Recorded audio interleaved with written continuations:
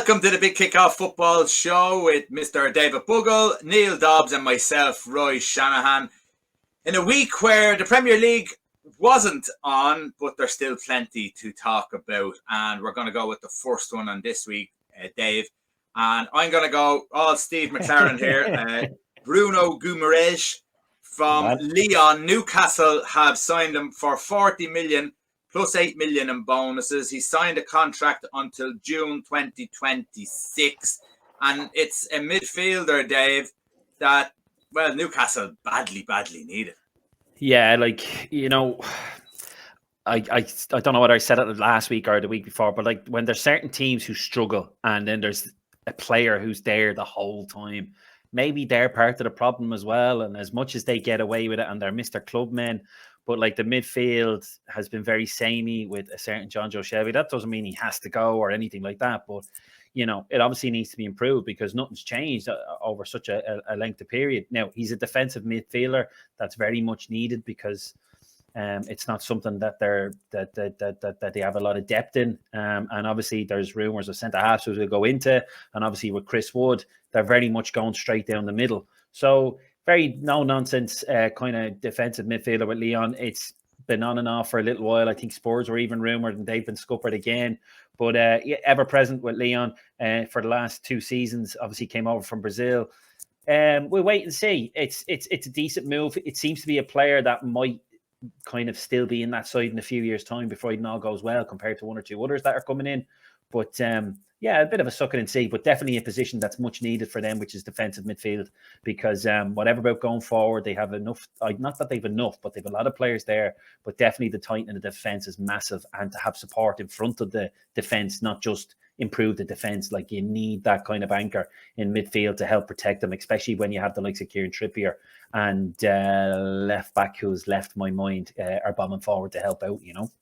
Yeah, Neil, I can't say that I've seen loads of him, but he has stepped up to the plate. He's playing I think he's played 3 games for Brazil. He looks like he's going to be someone who's within that group an awful lot.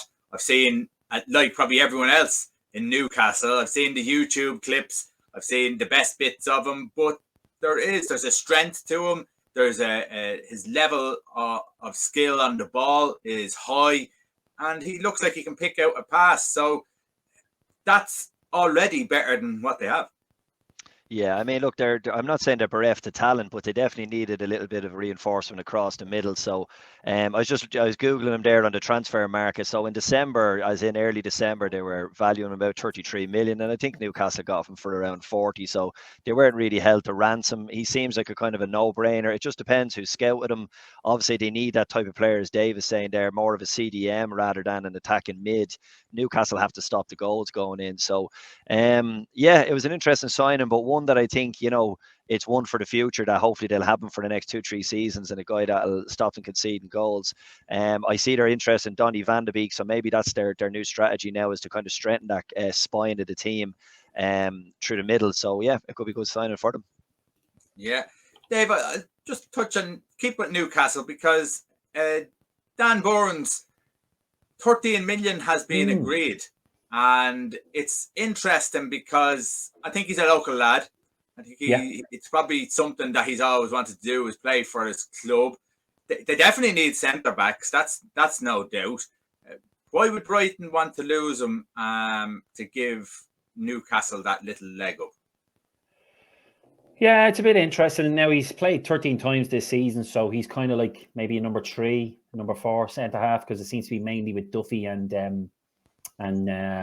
Lewis Dunk, apologies. So maybe that's where it's coming from. And then it's probably a couple of million more than maybe that what would have been expected. Like, Dan Burns a decent player. He's 6'7", big lad, well able for any aerial battles, should there be any. But it's a low risk but potentially high reward signing. I'd say this guy, unfortunately, a bit like I can't even remember the poor fella's name that we saw, Ben Davies with Preston to Liverpool. You know, if it works out, great. If it doesn't, well, it's only a couple of million. I'd say he's not one for the future. I think he's 29 years. He's 29. He's not necessarily going to be there in the greater scheme of the project, but he could be that stepping stone for the first year or two, a bit like Chris Wood. Bruno Guamaraes, not so much. But I think that's where they're coming from. There's not that many out there. They need to get somebody in. Local lad, he'll definitely come in to want to do his best. And it's much needed. So I'd say it's very much for the rest of the season, maybe get a bit out of him next year. But unfortunately for him, don't get too comfortable. Absolutely. And still another day for Newcastle to use that spending power. Albeit, when you look at it, lads, Newcastle haven't been held to ransom at all here. They seem to be going about their business quite well. So that's interesting for the future, and they could have something going here if they can stay in the Premier League. Okay, Neil, we've got your man Diaz from Porto. Liverpool have completed this signing for 40 million up front and 20 million in add-ons. He's penned a 5.5-year deal. He's a winger, Neil. Liverpool probably have to have that cover, but if you're signing someone for 5.5 years, it's probably not cover that you're looking for him to be. So we know the likes of Minamino, we know the likes of Origi are probably going to go, whether it's now or it's in the summer. Yeah. But does he take over from anyone else? Yeah, I think there's a certain amount of pressure gone in here on Mane, and I think, Dave may or may not agree with me, but when you look at Mane over the last few seasons, when Liverpool won the title, he was absolutely one of their best. He was a pillar for the team, and his consistency was brilliant. He was always getting goals. They were sharing the goals across the front three, and I think he went off the boil a little bit, particularly last season, as did Firmino, so it kind of stuck out a little bit more. But Diaz looks like a decent prospect. They beat Spurs to the signature. There's a couple of little things in this that, I quite like from a Liverpool perspective, is that I think he's coming in on fairly low wages, which number one tells you that he's coming in, that he's hungry enough to come into that side. He's the belief to sign for Liverpool ahead of Spurs. It's not mega money, like as if, you're just signing for the most amount of money. So I like that. I think he can definitely give a bit of competition. I listened just a couple of sound bites on Klopp saying that they were hoping that, he'll be the next version of what they see in the next 2 to 3 years, which kind of tells you he is looking to start him in the here and now rather than, introduce him slowly and then see how he goes. So fingers crossed he hits the ground running. All the clips I've seen of him are him, cutting in from the left-hand side and then smashing the ball into the top corner with the right foot. But if he can add to that team in the same way that Jota did, and Liverpool generally seem to get these signings right, and most when you least expect it. I wasn't expecting any major signings in this transfer window because you never seem to do good business in January. So the noises are good. I think the profile is good. And the money and the deal, again, I don't know how Liverpool seem to do this. I think there was talk of Spurs paying more up front, and then Liverpool end up paying less and then more in a kind of a structured bonus. Which tells you again that Liverpool seem to be doing it right from the outside looking in, insofar as how they identify targets and how they seem to be able to negotiate these deals that sometimes seem really, really good on paper. Dave, what's your thoughts on it? Yeah, 14 league goals in 18 matches this year. You take that as a winger. I know it's Portugal, a bit similar to yourself with Germany, Roy. It is a step up, so it'll be very interesting, but it's competition. If Liverpool or any team for that matter want to go up against Man City, you need strength. You can't just have a great 11 because City can absorb anyone, even Kevin De Bruyne missing for 2 or 3 months. So if Diaz can come in and put a rocket up Mane, which would be fantastic, but also to produce himself, it's great competition for Liverpool. And let's be honest, even though Salah may or may not sign a new contract, and obviously everyone will want that, the guys are hitting the 30 mark. They're getting to that stage where they're aging together. So Diaz could be potentially a replacement for Mane. I'm not saying he will be, but he definitely is not immediate, but definitely a future. So they have to keep things fresh. The signs are there. I didn't look at the clips because they're just a course, and I'm not going to share any. Somebody put up one for. They showed really quick feet, and he got away from somebody in the World Cup qualifier on Thursday night, or Thursday or Friday night. And I looked at that for a split second, and then I went, "No, forget about it. Let's see what happens when he puts on the shirt." But the signs are there. It's an interesting story. When he was growing up, they thought he was suffering with malnutrition because he was so small and slight. So the guy's worked his ass off to get where he is today. So hopefully he still got that hunger, pardon the pun, when it comes to Liverpool, which I'm sure he will. This is a massive step up from, but it's kind of Liverpool's MO kind of signing. And apparently Julian Ward, who's replacing Michael Edwards at Liverpool, he led the way on this one. This is kind of his first kind of transfer, even though Edwards isn't finished till the summer. So yeah, the signs look great, but let's wait and see. But if he produces what he's done with Porto, it's fantastic competition, and not only will it be great for him, but great for then competition and really drive on the rest of the season for Liverpool. Yeah, do you know what it is, Roy? Do you know when you look at the price tag on these guys as well? I think when you get a guy for the 40-45 million mark, there's no kind of weight around his shoulders, or added weight, I should say. If you look at Sancho when he moved to United, the amount of money that it transacted in that deal, I felt there was an expectation for him to hit the ground running and to be something fantastic. Jack Grealish, I think, is actually struggling a little under his price tag. So this guy comes in now, Diaz. I don't think there's a massive amount of expectation. It feels a little bit like Jota, and if he hits the ground running and can produce a few numbers, all of a sudden it's another piece of genius. Yeah, I have a feeling Sancho's going to get a little bit more game time soon. Okay, Everton, we'll stick with Merseyside. Everton, Dave, Frank Lampard has been offered the job. By the time this video goes out, he may very well have taken the job. It's a big job, Dave. They are down there. There is no, we're just out of the relegation battle. They are in a relegation battle. And Wayne Rooney didn't take the job, probably logically, because he doesn't want to be the player or the manager who was a player, to take down his club to the championship. So there's an awful lot of pressure on Frank Lampard here, isn't there? Absolutely, and he is kind of fans' number one choice as well. Because once Vitor Pereira was being mooted as the favourite, they all came out in their numbers. So, they're taking over potentially to Newcastle and various other clubs of being the most impatient fans, and probably for obvious reasons as well. But it won't take much for them to turn on him either. Big gig, a lot of players there where they need to kind of get the best out of them for the next 6 months, or else they're in big trouble because they're being sucked in slowly but surely. And this whole phrase of too good to go down doesn't exist, maybe, and it can easily happen. So it very much pressure from the start, and obviously pressure for him as well, because he's been out for a year. I'm sure he's gone for a few other jobs as well. And, he'd want to do a nice steady job here at Everton, and bring them back up the table and maybe threaten a few cup runs as well, because that's what he needs really to keep his star up, because, he took a bit of a bashing reputation-wise when he left Chelsea, and you see what Tuchel did with roughly the same team. So, a big gig for him as well as obviously the pressure he's going to feel for the fans, but pressure on himself to really just steady the ship and try and get his reputation back up to where he wants it to be. Excuse me, and up there with the likes of your Gerrards and potentially Rooney's of this world.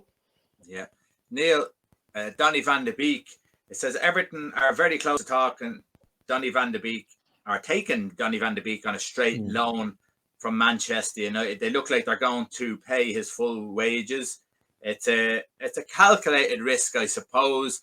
Believe Frank Lampard is strongly behind this one. So is this something where Donny van de Beek and Frank Lampard can't really lose out on, because he's going to probably improve his midfield, and even if he doesn't perform, they're going to have him on loan, and there's no big deal. From a Donny van de Beek scenario, that guy needs games, and I mean, if he goes into a squad with a manager that has faith in him and plays him week in, week out, I know me personally, this is the type of story I want to watch. I want to see how it goes, where, kind of like Lingard last year when he went on that loan spell and all of a sudden he lit up the Premier League and you were thinking, wow, there's actually a player there. So for Van de Beek, he really needs an arm around his shoulder. He needs a manager that has a bit of confidence in him, because now that's two managers in Solskjaer who clearly didn't fancy him despite signing him, and Ragnick that's gone in now and clearly didn't see enough to change his mind in that respect. So for Van de Beek, definite no-brainer. For Lampard, it might be a little bit risky because, as Dave is saying there, it didn't really end well at him at Chelsea at the end of the day. And when you look at the wealth of talent that he had at his disposal, he really did dip off at the very end, and it kind of ended on a sour note. And it could have been more sour if he wasn't a kind of a Chelsea hero. But look, I think it's a double risk in my opinion. I mean, I just looking up Everton's crest there, Roy, when you put up on the screen, and it means nothing but the best is good enough. But they've gone for Frank Lampard, and he certainly isn't the best manager at their disposal. And they've gone for Donny van de Beek, who, let's be honest, has flopped for 2 years. So it should be we take a gamble. We are Everton, because it'll be interesting in 5 months. I might be eating my words. Lampard could have them competing. I definitely think Everton are better than their league position currently.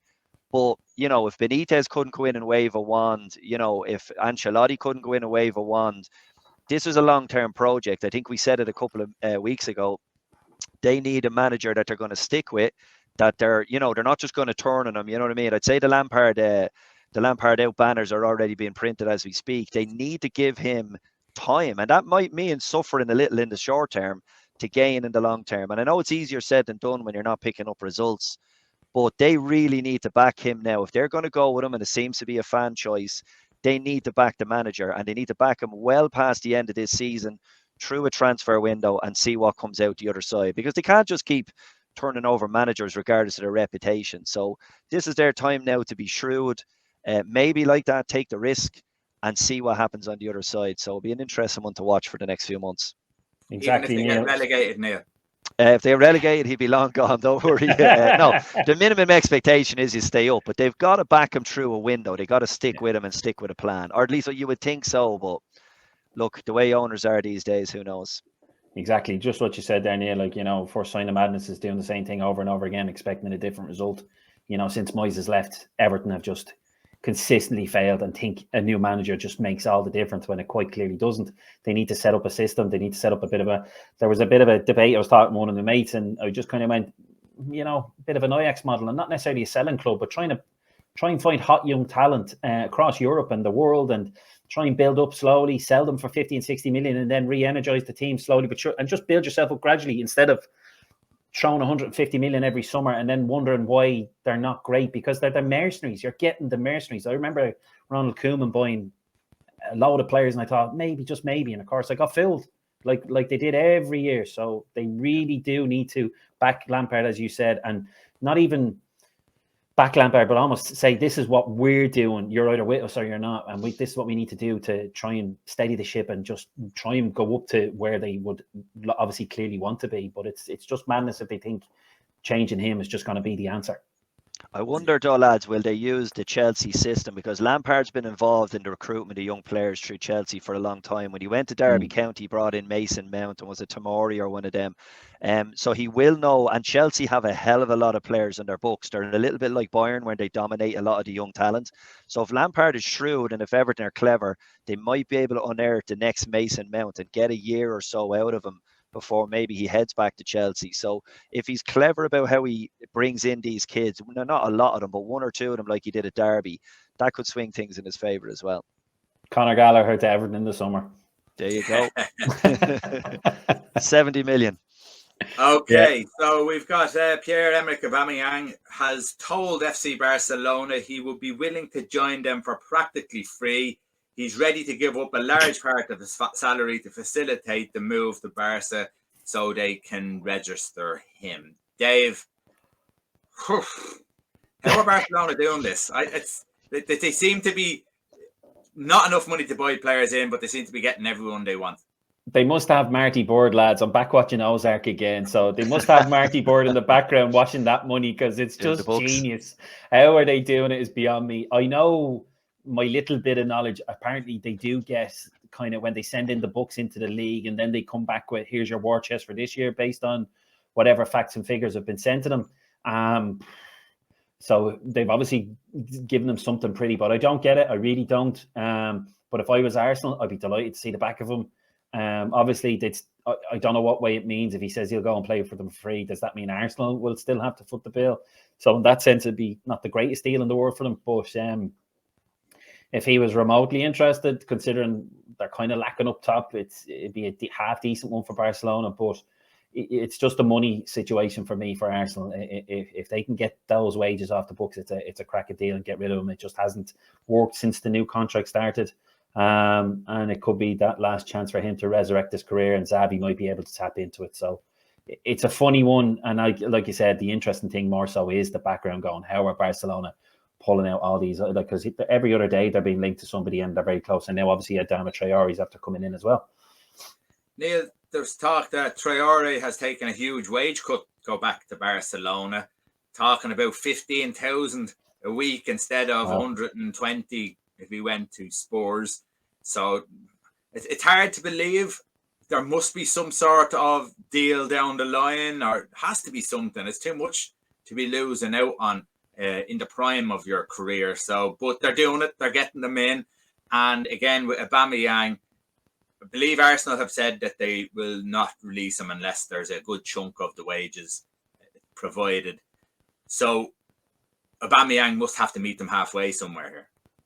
Yeah, I mean, Barcelona are going through this mode at the moment where they're literally pulling at heartstrings of players that, you know, maybe aspired years ago to say Barcelona was the one, you know, the pinnacle of where I would love to end up. And, you know, you find that with a lot of South American players, in particular, Barcelona, Real Madrid are kind of the ultimate. With Aubameyang, I mean, I don't know, man. He hasn't played good football since he signed his last Arsenal contract. Arsenal desperately either A, need him off the books fully so they can bring in someone else on with the wages freed up, but I don't see Barcelona doing that. They've too many options. So, well, you know, Aubameyang might go there and say, oh, yeah, I'll take a pay cut, but realistically, that's absolutely not good enough for Arsenal. I wouldn't blame them if they went no and held stern on that. We were saying a few weeks ago about the Newcastle scenario. That might be better insofar as they'd be more willing to take the wages. So from an Arsenal perspective, that made more of a choice. I don't know. I don't know how Barcelona are doing this anyway. It just seems strange. The type of people they're attracting, the names that, you know, they couldn't sign in the winter there. They were trying to get guys off the books when they were making 40 million deals. So how can they sign these guys? I don't know. As for Traore, right, just as a side note, I'm actually wondering what Traore is going to do or where they see Traore playing, because ever since at Wolves in the last season, he seems to be playing more through the middle rather than a winger. And you're kind of saying he's dried up, the goals are dried up, the assists are dried up. I'd actually love to see Barcelona, if they do get Traore, to go wide, put him out on the right wing and get him back to doing kind of what he was doing best and came to the fore by taking on players and, you know, using the pace and being a proper out and out winger. I don't think he's suited to playing through the middle because I don't think he has the kind of intricate touches that you need. He needs a bit of space and he needs a kind of a lane to run into. So that could work out for him. You know, Barcelona home, big wide pitch, playing wide right. The Aubameyang one, I don't know, man. It was acceptable to me 2 weeks ago to say go to Newcastle as a gamble because they had money. But to see Aubameyang at a club like Barcelona just really shows how far their standards have fallen when they're going for a guy that I wouldn't touch with a barge pole if you were given the choice, if you're any kind of esteemed club. Yeah. Just a little bit of breaking news. Frank Lampard has taken the job on a 2.5-year deal. So Surprise. I wouldn't mind, Roy. I was reading it there. So apparently Lampard it was the phone call Lampard had with Van de Beek. So allegedly all the paperwork has been transferred across and they reckon by tomorrow morning he'll sign as well, and 100% of the salary and a loan fee to United. Okay, so if anything, it'll be interesting for Everton fans. They're going to get... But again, you look at that Everton squad, if Van de Beek comes in, that for me, it doesn't look like it's something that's going to dramatically improve their squad. Yes, they've got Calvert-Lewin back. Yes, they got Richarlison back. That's going to help them hugely.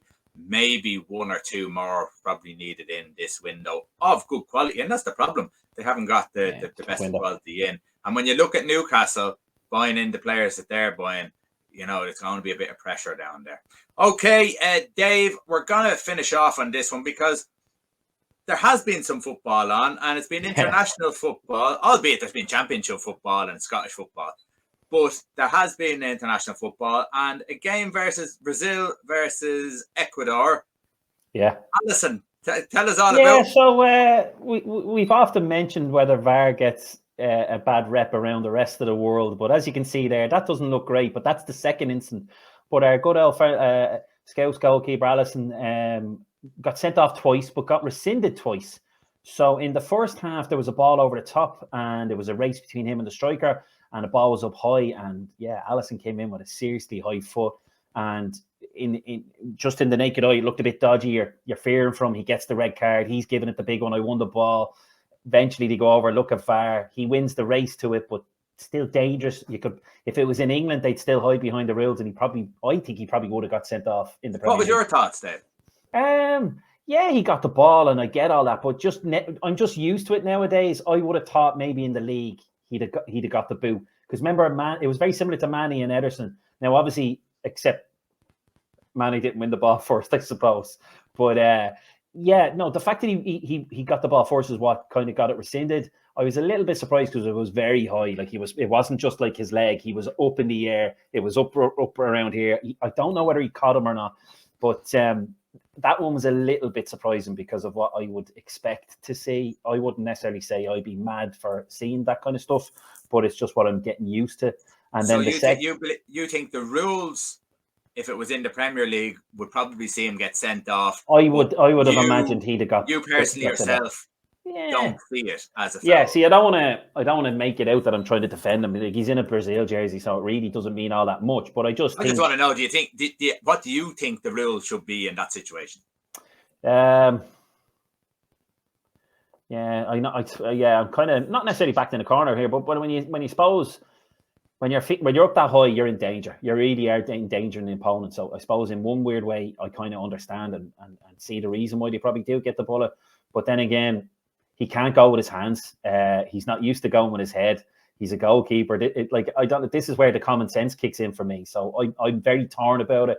But I would not surprised it was rescinded in South America. But in Europe, I would have thought maybe they would push for it to be highly dangerous and endangering the player, which I agree with to an extent as well. And then with the second one, maybe I think he got away with this one. I don't think it was too bad. But same thing, a little ball into the box. It bounced up in the air. He stuttered, really. He caused the mistake in the first place. He should have won that race quite easily, but he just got in ahead of the guy with his two fists in the picture you've just put up. And, of course, the guy went down and they blew up and he gets sent off again. And, of course, he's there giving it the whole shebang. Give me a minute. Runs off. It's take two. Oh, you win the ball first. Yeah, let's bring it back. No booking, because he got booked previously. So it was just funny to see somewhere else. And maybe it's not just the Premier League that kind of have their fun with VAR, but it was just funny. I've never seen it before. A guy got sent off twice and twice gets away with it, Yeah, no, I've never seen that before myself. Neil, what's your thoughts on it? Again, the first one, Dave's. There's so many different angles. You've got your own personal thoughts. You've got your South American angle. You've got your European angle. Don't mind those other angles. What's your personal opinion if you were refereeing that game? By Premier League standards, 100% he's gone, because he's up off his feet, he's out of control, and his foot is higher than your man's head. So he'd be gone. And he did connect despite winning the ball. So the winning the ball is kind of like when you're out of control, you're off your 2 feet. But, I won the ball first. So I think he's gone. I think he should have been gone. But in, Africa Cup of Nations or Copa America, one of them, play on, man. No problem. You got harder stuff over there. Good to go. But yeah, as in when I saw the still images of it, I didn't actually get to see the video of it because I was blocked. But the still images look really bad. Just the height of his foot. The hands one, the punching one, grand. Once he got a contact with the ball, I think he was fine. But the foot one for me, I think, definitely he was gone and couldn't really have a complaint about it. Okay. But the second one is a bit weird as well, though. Is it not kind of an unfair advantage that he can lead with his hands when the player has to go with his head? So you could kind of have a bit of a debate about that one as well. Like, is it not a little bit of an unfair advantage for the keeper? I'll give you my thoughts. My thoughts on the first one is it's not a foul. He's cleared the ball. His leg followed through up high. The other players, after running in towards his space, his foot has to come back down, and it's hit off him. That's it. Get up, play on. It's not even a yellow card. I don't get it. I think they're being too nicey now to players. Second one, I think he hesitated a little bit. Yeah. And then he could have easily punched through his head. I think if he had punched his head full on, that's definitely a penalty. But I think he got the ball first. So I think they made the right call. I think they rescinded it. I didn't agree with the yellow card for the first one. He gave me a yellow card. I think it's either red or nothing if they're following their rules or what have you. But I don't think the rules are right. I think he was totally fine. And that's me about a Liverpool player. So would you think he would have got sent off in the Premier League though? Yeah, that to my annoyance, that's probably what might have happened. You wouldn't know. They might have done the similar. Might have given the free kick and the yellow for maybe dangerous play, but you won the ball. But I don't know. I think it's soft. I think if you've won the ball clearly, he clearly won the ball. He's after hoofing it away. His foot after following through. It's gone higher than that player's head. His foot came back down and they skimmed off the top of his head, and it's like your man got decapitated, but obviously made a great recovery. Yeah, it annoys me. I that would have been just play on. So yeah. Okay, listen, we're going to leave it there. Thanks very much, Dave. Thanks very much, Neil. The transfer window finishes tomorrow, and we'll know a hell of a lot more about a lot of the teams when it comes back around to the show next week. And we'll see you then.